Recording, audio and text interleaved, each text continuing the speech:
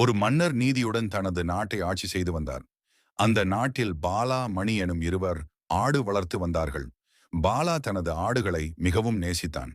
ஒரு நாள் இரவு மணியோடைய ஒரு ஆடு காணாமல் போனது.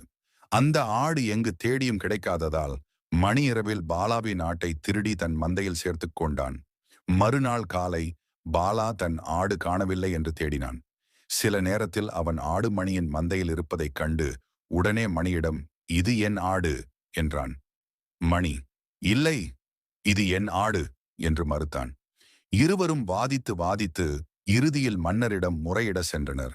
மன்னர் அவர்களது பேச்சை கவனமாக கேட்டு, "இருவரும் இந்த ஆடு தங்களுடையது என்று கூறுகிறீர்கள். சரி, அந்த ஆட்டை வெட்டுங்கள். இருவருக்கும் பாதி பாதியாக கொடுக்கிறேன்" என்றார்.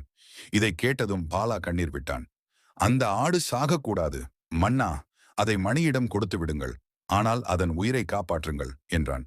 ஆனால் மணி, "ஆம் மன்னா, வெட்டுங்கள். எனக்கு பாதி வேண்டும்" என்றான். இதை கேட்ட மன்னர் சிரித்தார்.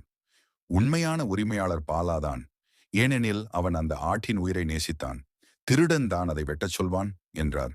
மன்னர் ஆட்டினை பாலாவிடம் கொடுத்து மணிக்கு உரிய தண்டனையை விதித்தார்.